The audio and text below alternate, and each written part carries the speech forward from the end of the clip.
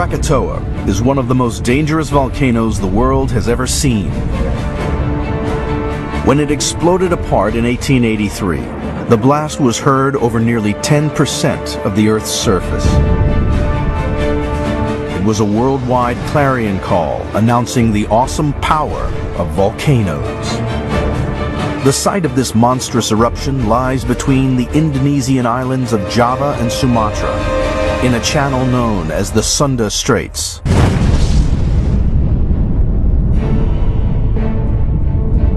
Today, a new volcano has staked its claim in exactly the same spot. It's called Anak Krakatau, meaning the child of Krakatoa. Right now, it's in the middle of a new and extremely dangerous phase. Dr. Charles Mandeville traveled here to see if the child will one day be as deadly as its parent, to see if history is about to repeat itself. The stakes are high. At risk now are the 1 million people of Java and Sumatra who live within 50 miles of the volcano. Oh wow, look at that. We got a little explosion going on. I've kind of been following this from the internet from my office, but it's actually good to kind of see the thing live again. I've noticed in coming here that the volcano itself has grown possibly as much as 250 to 300 feet since the last time I've actually stood on its crater back in 1990. Growing at a rate of 12 feet a year, the 1,033-foot volcano is both one of the fastest growing and youngest volcanoes on the planet.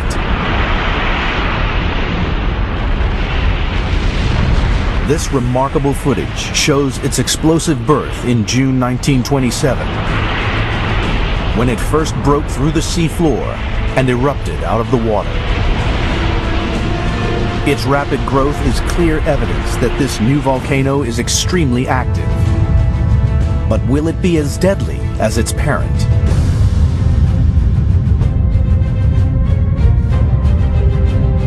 These eruptions are always accompanied by a series of ground-shaking tremors. For geologists, these small earthquakes are evidence that this volcano is entering a more destructive phase. Seismographs have been buried deep on Anak's slopes to record this underground activity. But these small quakes are not the only sign of a dangerously active volcano. A more subtle clue is right beneath Mandeville's feet. Black sand beaches are very common in volcanic areas. The minerals and the glass fragments that comprise the ash that the volcano erupts is typically dark charcoal gray colored, and usually these materials don't stand up to weathering over long protracted periods of geologic time. But you find them in relatively fresh, pristine form when you're near an active volcano. Anak Krakatau is rarely completely quiet. But the level of activity in 2008 shows that the volcano has become unusually violent. To discover just how much of a threat it could pose in the near future, volcano detectives must turn to their history books to learn what made its parent, Krakatoa, so destructive. This is a story that has fascinated geologists for over a century.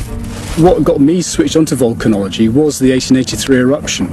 I learned about this at school, and I remember thinking how incredible that an island could just blow itself into oblivion. You know, what was going on? What was that all about? What was special? You know, how does that happen, and could it happen again elsewhere on Earth? Before it exploded in 1883, Krakatoa was an uninhabited island with 3 jagged peaks, covered in lush vegetation. It was part of the Dutch East Indies, a thriving, bustling hub of international trade.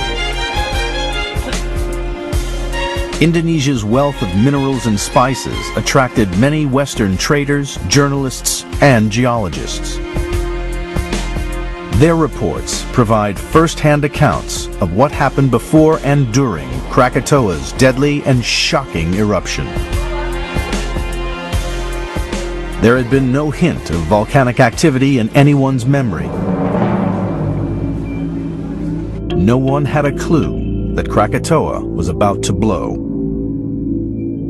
Beneath its green and placid surface, Krakatoa was a time bomb waiting to explode. So the first idea the locals would have got that anything strange was happening on their island would have been in May 1883. Earthquakes, earth tremors.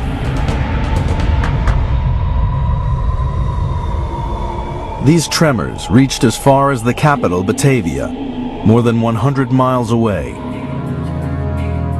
Few suspected that the island of Krakatoa, seen on the distant horizon, was to blame, and that these earthquakes were the first clue to its deadly potential.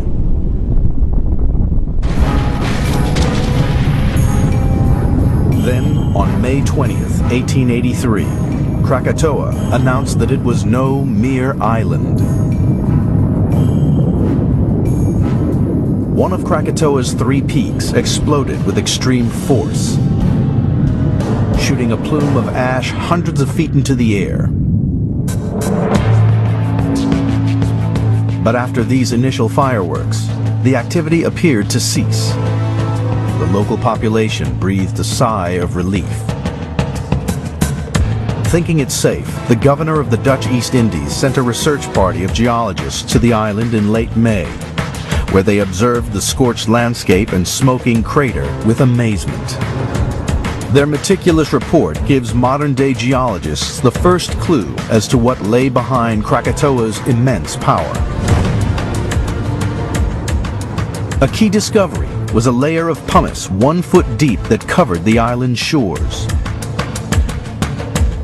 This pumice is the solidified lava that comes from the heart of a volcano, and it's riddled with bubbles. These bubbles suggest to geologists that Krakatoa is a stratovolcano. And those volcanoes tend to be the classic volcanoes that you see in textbooks. They're very steep-sided, like sort of sharp, almost triangular-type mountains. These are the most dangerous types of volcanoes on Earth. They are fueled by molten rock called lava, known as magma when it's underground. The magma that flows through these volcanoes is like liquid dynamite. Stratovolcanoes are dangerous because of the sorts of lava that they erupt. And the lava that comes out of stratovolcanoes is very sticky, viscous lava. And the danger there is that the sticky lava often contains large amounts of gas. The bubbles inside the pumice discovered on Krakatoa in 1883 show that the magma was once packed with explosive gases.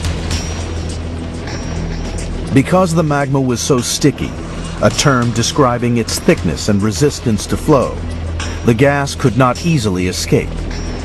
And the formation of gas bubbles in the sticky lava can be powerful enough to actually rip the lava apart, and in the process you actually tear away the volcano. The whole thing becomes explosive, and you produce very dangerous volcanic activity. Krakatoa's magma had another deadly property. In some situations, the lava can become so sticky that it sort of freezes up and congests or chokes up the volcano. It forms a kind of a plug or a seal. But what will happen is that over time, more magma is coming up and being trapped beneath that plug. At some time in the future, the pressure would be so great that there'd be so much magma wanting to get up that you would just rip the plug apart, and that can produce, again, a catastrophic volcanic eruption. This is exactly what happened at Krakatoa on May 20th, 1883. From then onwards, over the summer, it quietened down a bit, but this was really the kind of calm before the storm. The investigation into Krakatoa's deadly potential has produced important evidence. The frequent earthquakes on Anak Krakatau today indicate the volcano is still dangerous. The pumice from 1883 reveals that Krakatoa was a stratovolcano, its sticky, gas-rich lava making it dangerously explosive. Krakatoa's eruption in May 1883 was spectacular, but beneath the surface, Krakatoa was refueling. And even greater eruption was gathering force out of sight and out of mind.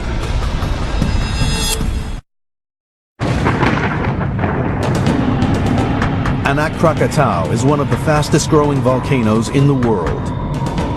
Geologists are investigating its threat to the region. They have turned to the past to uncover what made its parents so deadly. In 1883, exactly 100 days after Krakatoa first blew, the volcano showed its true power. This final phase of eruptions began at 1 on the afternoon of August 26th.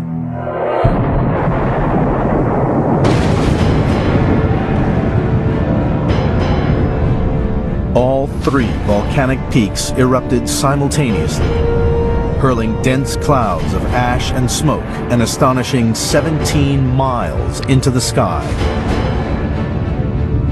The eruption of Krakatoa was one of the biggest volcanic events of the last few hundred years, and it would have been, to people observing it, it would have been like the beginning of the end of the world, if you like. The power of this eruption was immense, like a giant jet engine aimed skywards. The air quickly became choked with tons of thick black ash, blotting out the sun. So temperature, because of all the ash in the atmosphere, would be stifling, and if you were very near, on the, for example, the west coast of Java, you'd be getting the ash in your throat and in your eyes. It would have been a real vision of hell. And a nightmare that showed no signs of ending. By the next morning of August 27, 1883, Krakatoa's three craters had been raging for more than 14 hours. Then, sometime between 5:30 and 10:02 a.m., the land was deafened by a series of 4 huge explosions. The noise was so loud it could be heard over 2,000 miles away in the Australian desert near Perth. The third was the loudest recorded noise in history, the equivalent to 200 megatons of TNT, 13,000 times the size of the bomb that destroyed Hiroshima.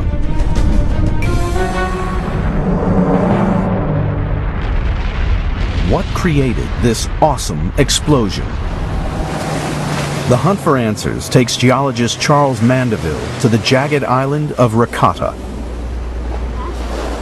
This tiny island is in fact a part of the once mighty Krakatoa.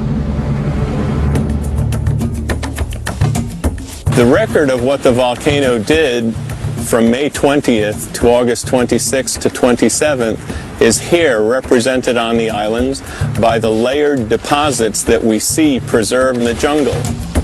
This is a gold mine for a volcanologist trying to reconstruct the events that took place here, because each one of these deposits tells us something particular about what the volcano was doing.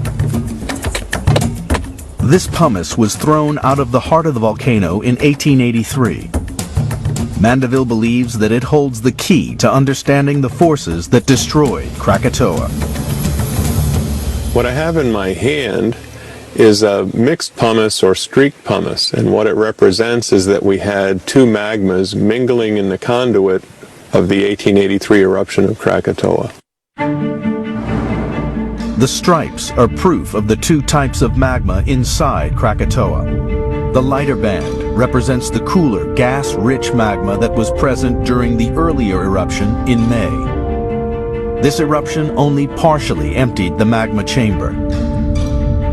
By August, this void was filled from deep below by searingly hot, dark-colored magma. When these 2 magmas mixed together, it was a lethal cocktail. The intense heat of the dark magma caused the huge amounts of gas within the light magma to expand.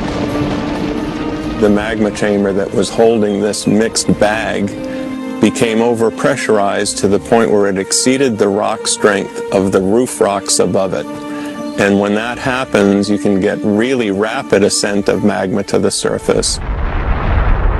When this magma exploded from the surface, it ripped apart tons of rocks with an ear-splitting blast. This mega explosion caused the loudest noise in recorded history. The striped pumice on Rakata proves that magma mixing was the trigger. But Krakatoa wasn't just the loudest volcano in history. It was a killer. Because Krakatoa itself was uninhabited, some of the volcano's first victims were at Ketimbang, a village on the southern coast of Sumatra. But Ketimbang is on the mainland, 20 miles from Krakatoa, and separated by the waters of the Sunda Straits. How these people fell victim to the deadly ashes was a mystery. To uncover the answers, we have to return to the scene of the crime, Rakata, and to these imposing white cliffs. They may seem part of an ancient landscape, but these 200-foot white cliffs were laid down in a matter of hours. They are what's left of a raging torrent of hot gas and rocks, a terrifying force of nature known as a pyroclastic flow. Pyroclastic flows travel extremely quickly, so you can't outrun them. They're also extremely hot, several hundred degrees centigrade, so they will, if you're caught in the middle of one, they will incinerate you instantly. Perhaps the most famous victims of a pyroclastic flow lie at Pompeii, the Roman settlement that was utterly destroyed during the eruption of Vesuvius in Italy in the year 79. The perfectly preserved remains of the people here are testament to the power of these fiery avalanches. And most people die not because of 100% burns, but because they inhale the gases, which are so hot that they just destroy the air passage in the lungs instantly. And so after 2 breaths, you're dead. The sheer size of the cliffs at Rakata have led geologists to estimate that the pyroclastic flows thrown out by Krakatoa were an amazing 2,800 feet high. But the victims of this deadly torrent were on the other side of the Sunda Straits. What happened next was truly astonishing. Pyroclastic flows are ground hugging. In other words, they follow the ground surface as they go down, but they also have an upper part which is very rich in gas, so it's low density. Now when a pyroclastic flow hits the sea, the dense bit carries on down onto the ocean bed, but the gas-rich but still very hot bit goes hurtling across, scooting across the top of the water. There's virtually no friction between the gas and the water, so it can travel a very long distance. Over 2,000 people at Ketimbang perished from the burning debris that could not just walk on water but run at amazing speeds of up to 200 miles per hour across 20 miles of open sea. The investigation into the Krakatoa volcano has pinpointed the extraordinary force that ripped the island apart. Striped pumice is proof that magma mixing created the vast explosion. 200-foot cliffs on the island of Rakata are evidence of vast pyroclastic flows, big enough to cross the ocean and claim the volcano's first victims. But contemporary reports show that most of Krakatoa's victims were not killed by these deadly avalanches, but by a very different force of nature.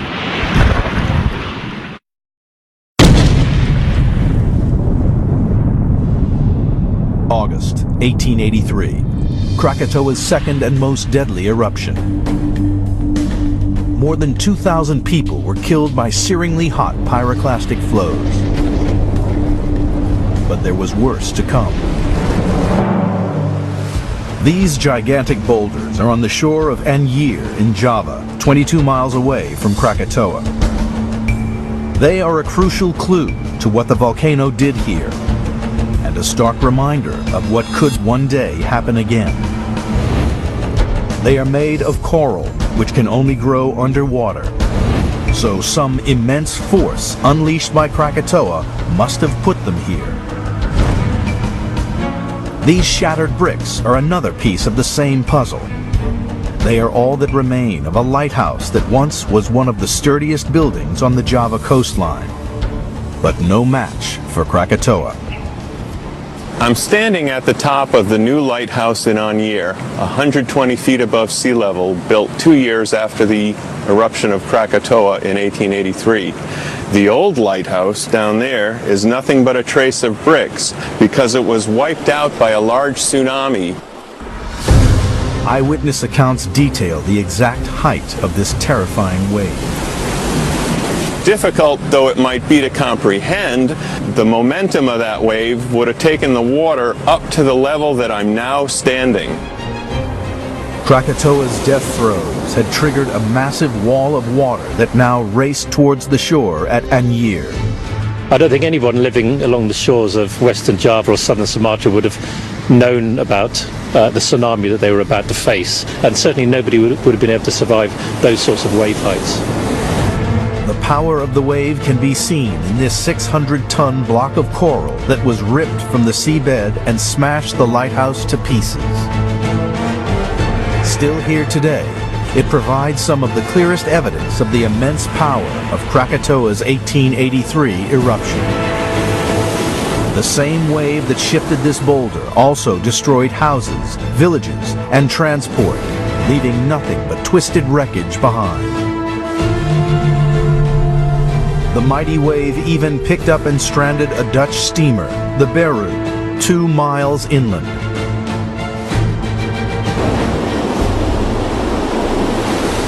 This immense tsunami claimed the lives of more than 34,000 people. It's quite possible that those people who lived in the villages in Western Java and Southern Sumatra thought, well, the volcano's out there somewhere, it's an island, so it can't possibly affect us here. But of course the eruption itself triggered the tsunami, which meant that the water adjacent to the volcano was being displaced right across to where they lived. So, you know, that feeling of safety was sadly misplaced.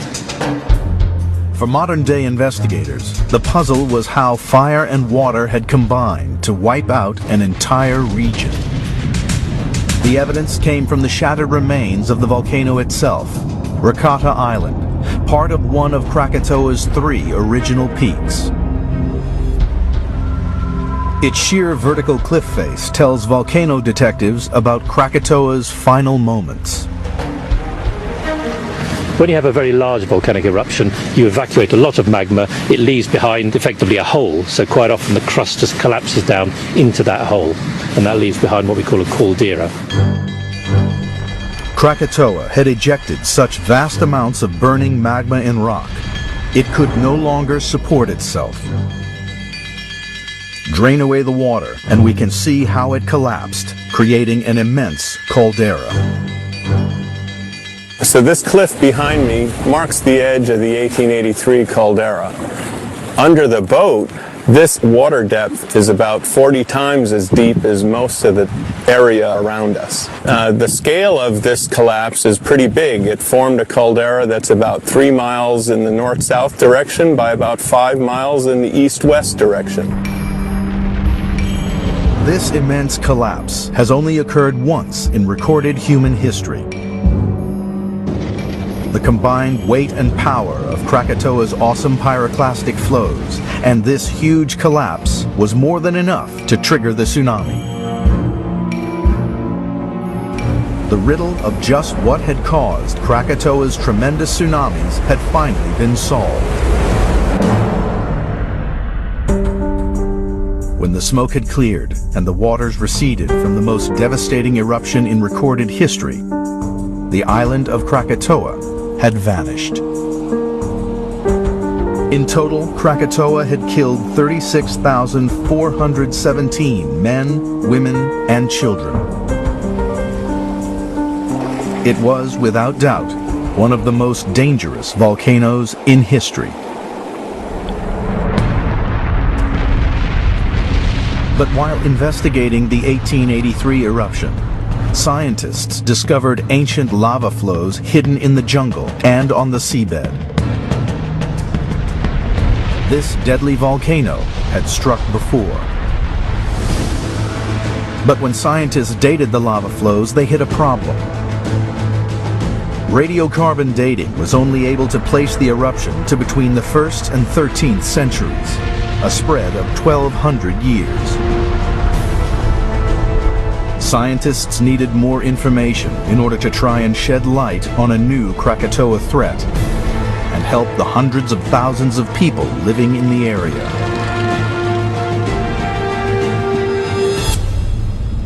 The trail of evidence at Krakatoa had gone cold, literally.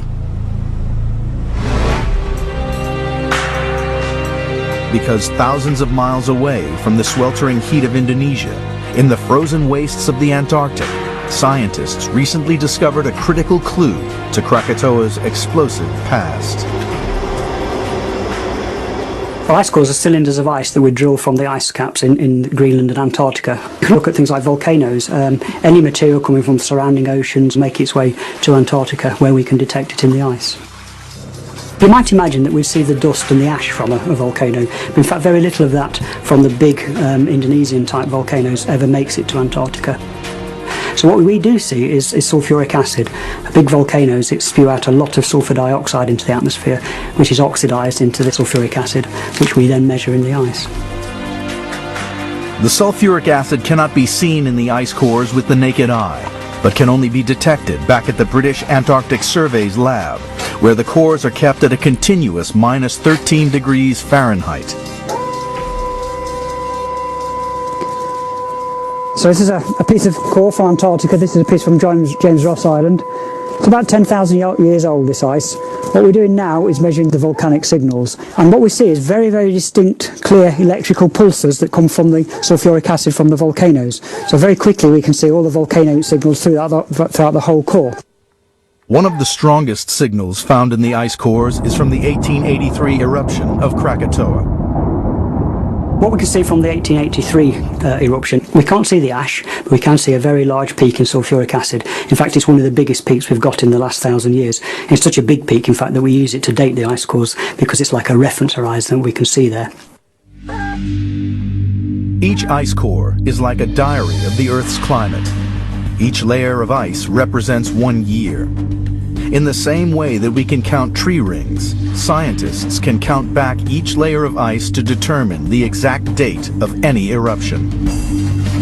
Counting back from the 1883 signal, there is a huge spike in the sulfuric acid levels in the year 535. This is clear evidence of an enormous eruption during the dying days of the Roman Empire, an eruption far greater than Krakatoa's in 1883.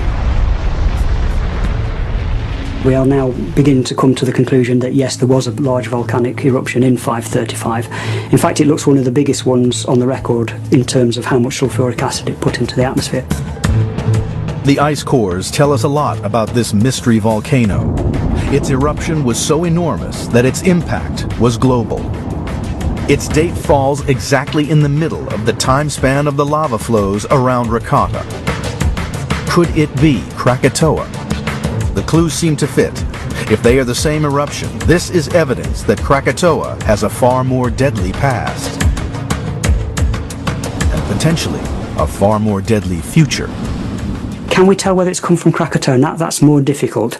We can see it in Antarctica and we can see it in Greenland, so that tells us it was probably somewhere mid-latitude, so somewhere round about the equator maybe. So it's possibility, but we cannot really pin it down at the moment. Despite this uncertainty, there is no doubt of Krakatoa's capacity for destruction. The steep cliffs at Krakatoa show that Krakatoa collapsed to form an enormous caldera, triggering a deadly tsunami.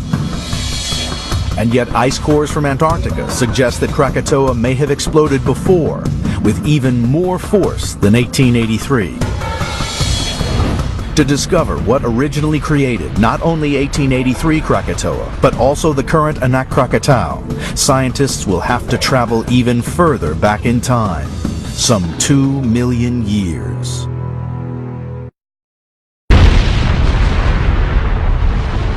The source of Krakatoa's awesome power remained a mystery to scientists for centuries. One clue is its location. Indonesia contains more volcanoes than anywhere else on Earth. Indonesia is a jackpot for volcanologists, simply because The evidence of volcanic centers that may have lasted several million years are available and ready for observation and study. Incredibly, there are 21 of these fire mountains on the island of Java alone, an area the same size as New York State. The National Park of Tengah Bromo in East Java is one of Indonesia's most active volcanic zones.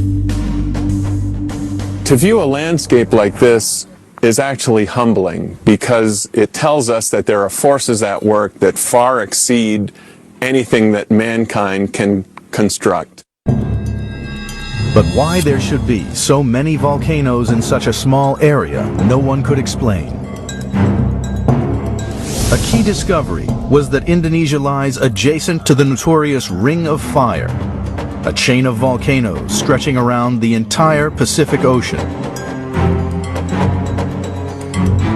In the 1950s, American geologist Harry Hess began research into the groundbreaking hypothesis known as seafloor spreading. This laid the foundation for plate tectonics. Plate tectonics is based on the idea that our planet is not a perfect and unbroken sphere. It's composed of 8 major tectonic plates that jostle and jar against one another. These plates are driven by heat from the planet's core.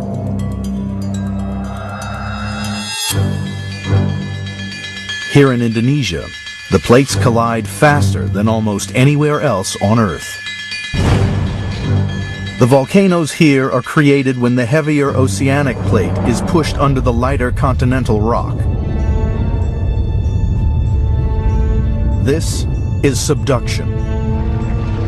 When the rock is pushed deeper, it melts to produce magma. Over thousands of years, it builds up into a vast magma chamber many miles beneath the surface of the Earth.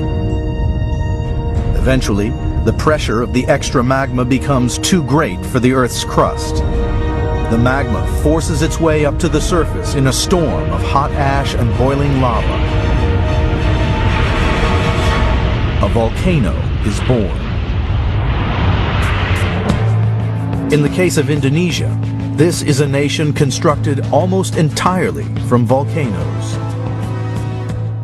Most of Indonesia is in fact composed of volcanoes that initiated from somewhere down below sea level, rose up to sea level, and then grew as islands and amalgamated to form bigger land masses that now comprise the Indonesian nation. Using the theory of plate tectonics, scientists can rewind the clock. 45 million years ago, the Australian plate started to move north rapidly. The island chain of Indonesia began to emerge from the ocean at the point where the two plates collided. Vast numbers of volcanoes exploded as the Australian plate was pushed deep into the bowels of the Earth. Krakatoa was a product of these same forces. And it was 2 million years ago, as our early human ancestors were taking their first tentative steps, that the volcano was created. So the fact that under the Sunda Straits of Indonesia you have all these processes taking place 70 and 80 miles down below the surface made it inevitable that a volcano like Krakatoa came into existence, but also had a catastrophic eruption. What made Krakatoa so much more dangerous than hundreds of other volcanoes in Indonesia only became clear in 1988. Scientists discovered that large clusters of earthquakes were taking place beneath the Sunda Straits. Earthquakes are common along plate boundaries, but this amount was off the charts. This major clue would enable scientists to finally identify the killer factor in Krakatoa.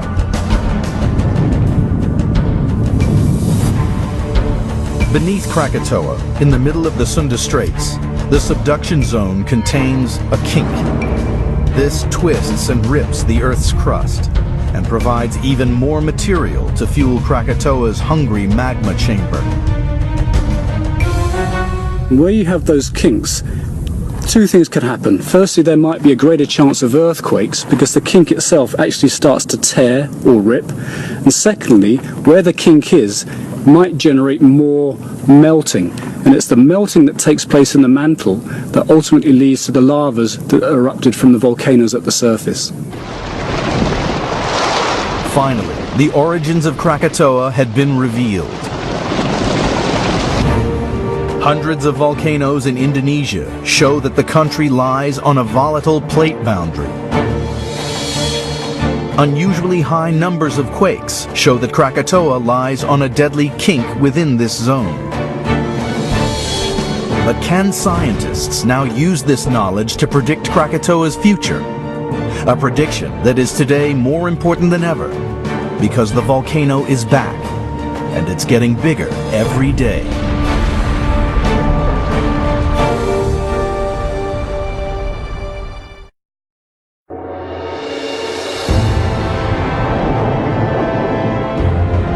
Today, these shattered islands are all that remain of the cataclysmic 1883 Krakatoa eruption.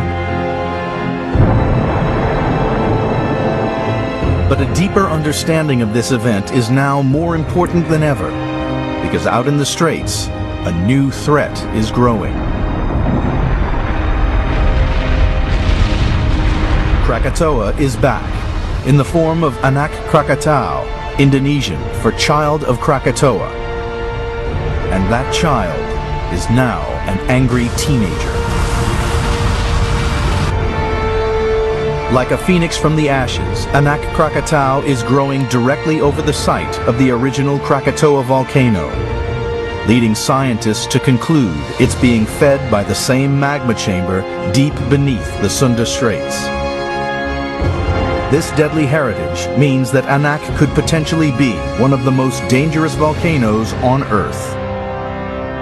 But just how immediate is this threat?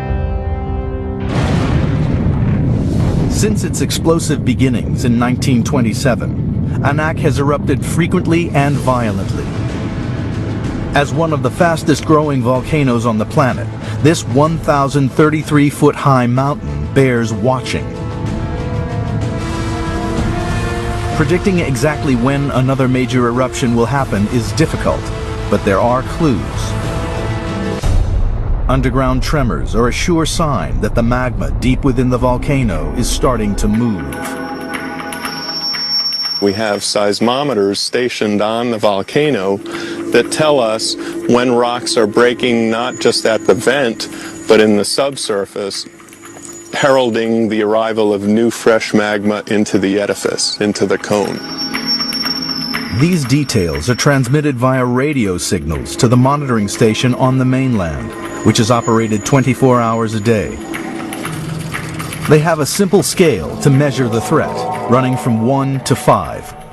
Anything above a 3, and they go on red alert. At the moment, it's hovering around the danger zone, a level 3. The type of magma within the volcano is another way geologists can judge the potential of a major eruption. But the magma itself is impossible to test, as it lies several miles deep within the Earth. The next best clue is to look at what has been literally thrown out of the volcano. Lava bombs. I've got my hand on a basaltic andesite scoria bomb that was probably blown out of a vent about 3/4 of a mile from here, and you can imagine to be hit by one of these would not be a good situation. These can actually range up to things that are the size of refrigerators and television sets, and they're thereby making them even more lethal, particularly when they're traveling at 120 miles an hour.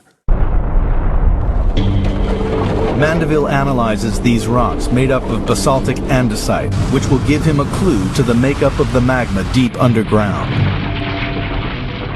Part of what this composition tells me is the composition of magmas being erupted at Anak are unlike what was typically erupted at the 1883 eruption of Krakatoa, which was much more silica-rich and much lighter in color, typically light beige to almost white.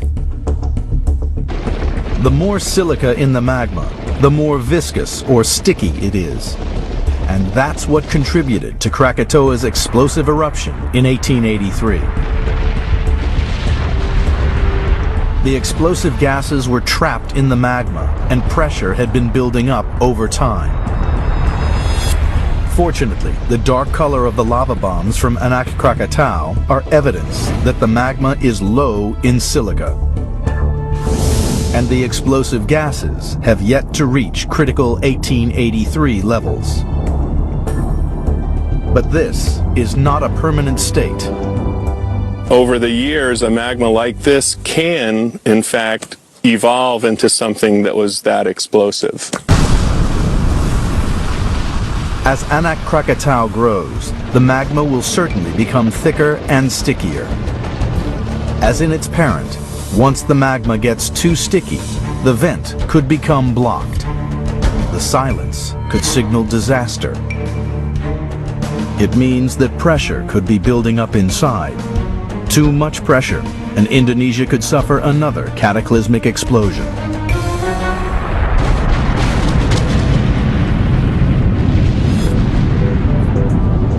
More than 100 years of investigation into Krakatoa has helped unlock the secrets of its past and provided scientists with strong evidence that Anak Krakatau is following in its footsteps.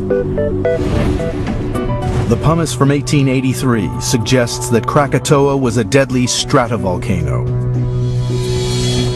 The stripes in the pumice show that the massive 1883 eruption was triggered by an injection of superhot magma. It was this that blew the volcano to pieces. The remains of vast pyroclastic flows that were over twice the height of the Empire State Building, plus the immense caldera, show the massive scale of Krakatoa's 1883 eruption. But most ominously of all, the position of Anak Krakatau near the deadly ring of fire directly above a kink in the subduction zone means that a future massive eruption is inevitable. A lot of the Anak Krakatau activity that we now witness today is actually almost a continuation of the volcanic activity that took place back in 1883. We could have another eruption here on the scale of the 1883 eruption of Krakatoa. The 1883 eruption of Krakatoa may be the most famous, but it is a geological certainty that it won't be the last. Krakatoa is on the rise again. Dynamic proof that the Earth is never at rest.